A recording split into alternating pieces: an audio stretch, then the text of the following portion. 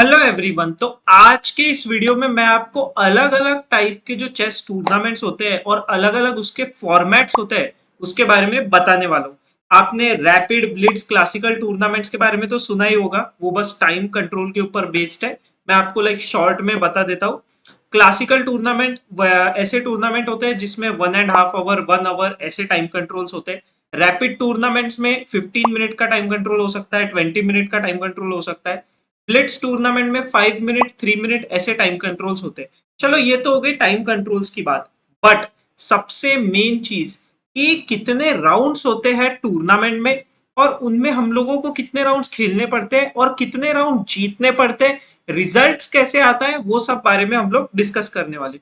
Mainly मैं आपको चार टाइप के टूर्नामेंट्स के बारे में बताने वाला हूँ जो हायर लेवल पर भी देखने मिलते हैं, हमारे लेवल पर भी देखने मिलते हैं। और अगर आप स्कूल में भी खेलते होंगे तो स्कूल में भी आपने इस तरह के टूर्नामेंट्स बिल्कुल देखे होंगे।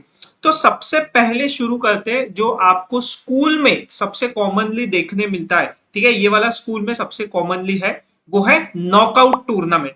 तो एक एक करके मैं आपको सबके एग्जाम्पल के साथ अभी बताने वाला हूँ। तो चलो अभी मैं स्क्रीन को करता हूँ चेंज और अभी एक एक करके सबका समझते हैं। तो जैसे ये वाला एक टूर्नामेंट था जिसका नाम है WR चेस मास्टर्स कप 2024। इसके मैंने कुछ अच्छे अच्छे गेम्स भी गेम्स के ऊपर वीडियो बनाया है। तो इसमें आप देख सकते हो बहुत ही स्ट्रॉन्ग प्लेयर्स ने खेला था, जैसे विश्वनाथन आनंद, विदित गुजराती, अर्जुन, फिर उसके बाद में प्रज्ञनदा, नॉडिरबेक। तो ऐसे बहुत ही स्ट्रॉन्ग प्लेयर्स ने इस टूर्नामेंट में खेला था। बट ये था नॉकआउट टूर्नामेंट। नॉकआउट टूर्नामेंट में क्या होता है कि बहुत सारे प्लेयर्स एक साथ शुरू तो करते हैं, लेकिन फाइनल्स में सिर्फ दो ही लोग बचने वाले। मतलब हर राउंड में प्लेयर्स कट होते जाते हैं। अगर आप मैच हार गए तो आप अगले राउंड में नहीं जा सकते हो। आप हार गए आप कट आउट हो जाओगे, आप हार गए आप कट आउट हो जाओगे। मुझे ये वाला फॉर्मेट बिल्कुल ऐसे पसंद नहीं आता है, क्योंकि आप इमेजिन करो, ठीक है इनके लेवल पर तो ठीक है जो हायर लेवल्स पर ये खेला गया, बट आप इमेजिन करो कि अगर दो अच्छे प्लेयर्स का मैच ही स्टार्टिंग में लग जाए किसी स्कूल टूर्नामेंट में वगैरह, तो फिर एक अच्छा प्लेयर तो एलिमिनेट होने वाला है ना। तो फिर इस चीज का मुझे तो इतना मतलब लॉजिक समझ नहीं आता है। नॉकआउट टूर्नामेंट्स मुझे पसंद नहीं आते पर्सनली, मैं आपको बता रहा हूँ। बट ये एक फॉर्मेट है जो बहुत ही ओल्ड है और बहुत ही ज्यादा पॉपुलर है, स्पेशली लोअर लेवल्स और स्कूल लेवल के टूर्नामेंट्स में। अगर आप हार गए तो आप बाहर। तो ये हो गया फर्स्ट। अभी मैं आपको बताता हूँ सेकेंड टाइप का, जो खेला गया था कैंडिडेट्स टूर्नामेंट में। ठीक है, कैंडिडेट्स टूर्नामेंट अगर किसी को नहीं पता है तो मैं इन शॉर्ट बता देता हूँ। जो भी पर्सन कैंडिडेट्स टूर्नामेंट को जीतता है, वो पर्सन चैलेंज करता है वर्ल्ड चैंपियन को, वर्ल्ड चैंपियन बनने के लिए। ठीक है, वर्ल्ड चैंपियनशिप का मैच होता है इन शॉर्ट। अभी जैसे इस साल जो कैंडिडेट्स टूर्नामेंट हुआ था, ठीक है, तो उसको जीता था गुकेश ने, और गुकेश बन गए थे यंगेस्ट एवर प्लेयर जिसने कैंडिडेट्स टूर्नामेंट को जीता। और शायद वो यंगेस्ट एवर वर्ल्ड चैंपियन भी बन सकता है। तो अभी हमको पता चलेगा।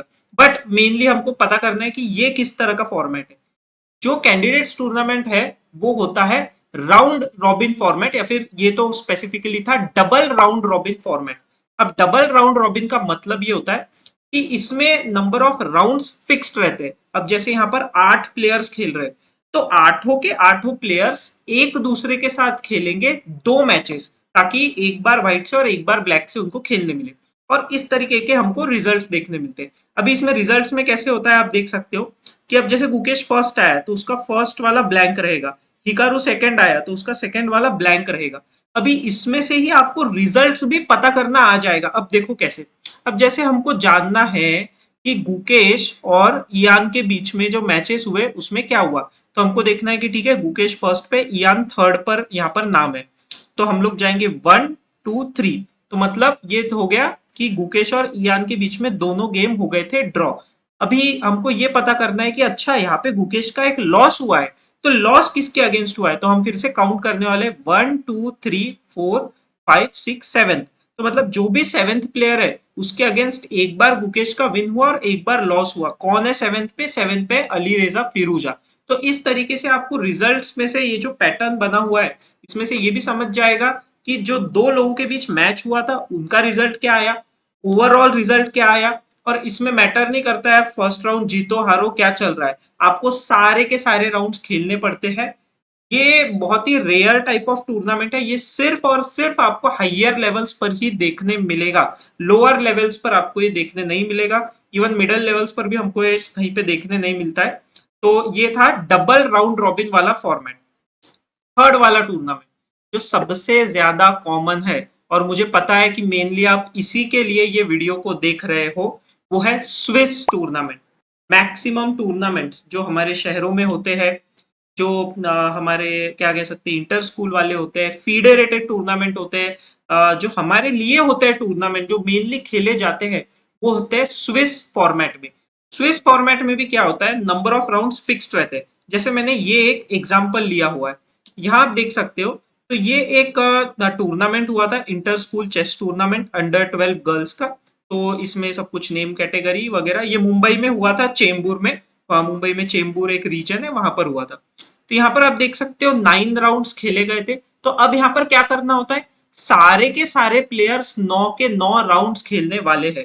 बट इसमें जो पेयरिंग्स होती है ना, वो बहुत ही इंटरेस्टिंग वे में होती है, ये आपको समझना बहुत ज्यादा इंपॉर्टेंट है। फर्स्ट राउंड में तो जनरली कैसे पेयरिंग होता है कि जो सारे रेटेड प्लेयर्स है उनको अनरेटेड के साथ पेयर किया जाता है। जैसे फर्स्ट को पेयर किया जाएगा किसी लास्ट प्लेयर से, तो इस तरीके से, ठीक है। मतलब अच्छे प्लेयर्स को डायरेक्टली फर्स्ट राउंड में कभी भी पेयर नहीं किया जाता। तो आप देख सकते हो बोर्ड पेयरिंग 1 से, तो आप फर्स्ट राउंड में देखोगे किस तरीके का पेयरिंग हुआ है। इसको आप अच्छे से देखते चलो, आप देख सकते हो कि rated tournament, sorry rated players आपस में पेयर नहीं हुए। ओके, वो लोग रैंडमली अनरेटेड के साथ हुए, और ये अनरेटेड आपस में कैसे भी पेयर हो सकते हैं। अब यहां से शुरू होता है twist. Based on the result of first round second round का पेयरिंग होगा। अब देखो सेकंड राउंड में पेयरिंग कैसे होता है। जिस जो जो लोग जीते, ठीक है, जो जो लोग जीते अब वो आपस में खेलेंगे सेकंड राउंड में। मतलब इन शॉर्ट क्या होता है स्विस टूर्नामेंट में, जो दो प्लेयर्स के पॉइंट सेम है वही लोगों का आपस में मैच होता है। तो आप यहाँ पे देख सकते हो, देखो ये जो बीच वाला ये रिजल्ट है कि ये दो प्लेयर्स के बीच में क्या हुआ।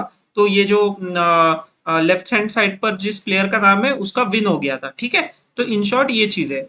बट पॉइंट्स कितने थे फर्स्ट राउंड खत्म होने पर, इसका था 1 पॉइंट, राइट साइड वाले का भी था 1 पॉइंट, व्हाइट और ब्लैक दोनों का 1 1 पॉइंट। आप देख सकते हो।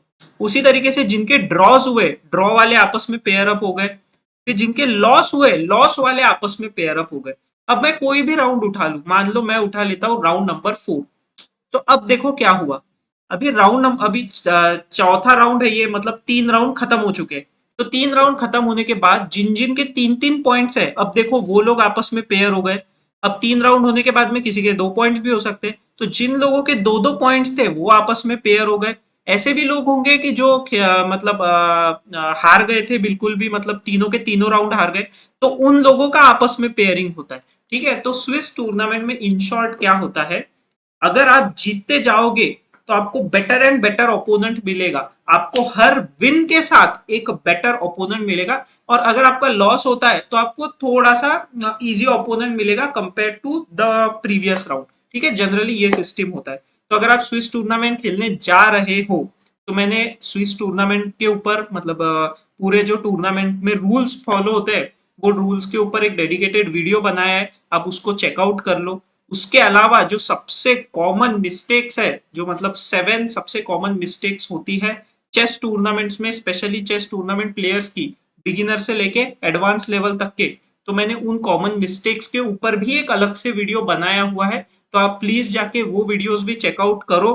अगर आप प्रॉपर टूर्नामेंट प्लेयर हो तो ये वीडियोस मैं आपके लिए बना रहा हूँ। मैं स्पेशली टूर्नामेंट्स को लेके बहुत फोकस्ड वीडियोस बनाता हूँ। इस चैनल पे आपको टूर्नामेंट रिलेटेड सारे इंफॉर्मेशन मैं देने की कोशिश कर रहा हूँ। तो बिल्कुल आप उसके ऊपर भी वो वाले वीडियोस भी जाकर आप देखो। तो इस तरीके से आप देख सकते हो कि स्विस टूर्नामेंट्स खेले जाते हैं। सारे राउंड्स खेलना कंपलसरी है। और फिर रैंकिंग लिस्ट की अगर हम लोग एक बार बात कर लेते, तो अब देखो जैसे 9 राउंड खत्म होने के बाद ये रैंकिंग लिस्ट है। जिसने 9 में से 9 जीते, जिसका हाईएस्ट पॉइंट्स था उसको फर्स्ट दिया गया। अभी आपको दिख रहा है कि सेकंड और थर्ड दोनों के 8 8 पॉइंट्स है, तो फिर इनको किस बेसिस पे सेकंड और थर्ड दिया जाता है। तो टाई ब्रेकर्स का सिस्टम होता है, ठीक है। टाई ब्रेकर का सिस्टम बहुत कॉम्प्लिकेटेड है, मैं आपको इस वीडियो में वो एक्सप्लेन नहीं कर रहा हूँ। उसके लिए चाहिए तो मैं एक अलग से वीडियो बना दूंगा, लेकिन आपको उसके लिए कमेंट करना पड़ेगा अगर आपको टाई ब्रेकर सिस्टम कैसे होता है चेस में, उसके लिए वीडियो चाहिए तो। टाई ब्रेकर सिस्टम के बेसिस पे तय होता है कि कौन सेम पॉइंट्स रह के भी कौन ज्यादा बेटर है और कौन कम बेटर है। अब आप यहाँ भी देख सकते हो कि नंबर 6, ठीक है, 6th रैंक से लेके तो 16th रैंक तक, अभी यहां से लेके तो यहां तक इन लोगों के सबके है 7 पॉइंट्स, ठीक है। इन 6 से लेके 16, ये 10 लोगों के सेम पॉइंट्स आए, 7 पॉइंट्स। लेकिन इसको 6 क्यों दिया गया और इसको 16 क्यों दिया गया, ये पर्टिकुलर ऐसे रैंडमली नहीं दिया जाता है, ऐसे वहां पे लकी ड्रॉ नहीं निकालने बैठे, टाई ब्रेकर के पॉइंट्स के आधार पे दिया जाता है। वो टाई ब्रेकर के पॉइंट्स कैसे निकालते हैं वो आपको मैं अलग से बता दूंगा, आप चाहिए तो गूगल पर भी चेकआउट कर सकते हो। फोर्थ कैटेगरी ऑफ टूर्नामेंट जो होती है टीम टूर्नामेंट, और इसमें भी लाइक जो बेस्ट एग्जांपल है वो है हमारा चेस ओलंपियाड, जिसमें इस बार इंडिया ने डबल गोल्ड जीता। फर्स्ट टाइम ऐसा हुआ है कि इंडियन टीम ने गोल्ड मेडल जीता, और एक नहीं सीधे 2 गोल्ड मेडल्स जीत लिए थे। तो उसके भी मैंने कुछ वीडियोस है, कुछ नहीं बहुत सारे वीडियोस है जो मैंने बनाए हैं विंस को लेकर, हमारे अलग अलग प्लेयर्स का कैसा रोल रहा है और कैसे उन्होंने विंस लिए। तो आप बिल्कुल वो वीडियोस भी चेकआउट करो, आपको सीखने के लिए ना बहुत सारी चीजें मिलेगी इस चैनल पर। तो टीम टूर्नामेंट में क्या होता है, अब देखो यहाँ पर, अब जैसे ये वाला मैच था हमारा फर्स्ट मैच, सॉरी फर्स्ट नहीं, राउंड 11 का मैच है। तो जैसे इंडिया वर्सेस स्लोवेनिया का मैच था, तो जिसमें हमारे 3 प्लेयर्स का हुआ था विन और एक प्लेयर का हो गया था ड्रॉ। तो अब इसमें पूरा का पूरा कंट्री विन होता है, ठीक है। अब जैसे पूरा का पूरा टीम विन होता है, तो यहाँ पे इंडिया का 3.5 टोटल स्कोर काउंट होगा, और यहाँ पे 0.5 स्लोवेनिया का। सेकंड पे आप देखोगे स्पेन वर्सेस हंगेरी, 2 प्लेयर्स का ड्रॉ हुआ था। अभी थर्ड में एक स्पेन के प्लेयर का विन हुआ और एक हंगेरी के प्लेयर का विन हुआ। तो रिजल्ट क्या आया, फाइनल रिजल्ट 2-2, मतलब इन दोनों का हो गया था ड्रॉ। थर्ड आप देख लोगे तो यहाँ पर है चाइना वर्सेस यूएसए का एग्जाम्पल। तो यहाँ पर सारे गेम्स हुए थे, ऑलमोस्ट 3 गेम्स हुए थे ड्रॉ, और एक गेम यूएस के प्लेयर ने जीत लिया था, वेस्ली सो ने। तो 2.5 टू द 1.5, तो यूएसए टीम का विन हुआ था। तो मतलब यहाँ पर परफॉर्म कैसे किया जाता है ओवरऑल टीम का, वो मैटर करेगा। एक हाथ राउंड में अगर ऐसे हो जाता है कि कोई एक प्लेयर हार भी गया लेकिन बाकी 3 प्लेयर जीत गए, तो उस पूरे के पूरे कंट्री को विन दे दिया जाएगा, और वो उसी वे में आगे बढ़ने वाले। ये आप कह सकते हो कि ये टीम प्लस स्विस टाइप का था, मतलब एक टीम को आप एक प्लेयर कंसिडर करो, ठीक है, एक टीम को आप एक प्लेयर कंसिडर करो कि इंडिया एक प्लेयर है, स्लोवेनिया एक प्लेयर है, स्पेन एक प्लेयर है, इस वे में। और फिर उनका स्विस के स्ट्रक्चर में पेयरिंग्स होता है, ठीक है। और स्विस टूर्नामेंट का तो मैंने आपको बता दिया। तो ये 4 जो है ये सबसे कॉमनली यूज्ड मतलब वे है, या फिर हम बोल सकते हैं फॉर्मेट्स है, कि इन 4 फॉर्मेट्स में सबसे ज्यादा टूर्नामेंट्स खेले जाते हैं। स्विस फॉर्मेट सबसे ज्यादा कॉमन है मेरे लिए, और मैं मेरे ओपिनियन के हिसाब से मैं बोलूंगा स्विस टूर्नामेंट्स बेस्ट होते हैं, ठीक है, बेस्ट। एक आध राउंड आपका खराब भी गया आप रिकवर कर सकते हो। नॉकआउट मुझे बिल्कुल पसंद नहीं है। Round robin, double round robin अगर आप बहुत हायर लेवल पे पहुंचोगे तब जाके मिलेगा।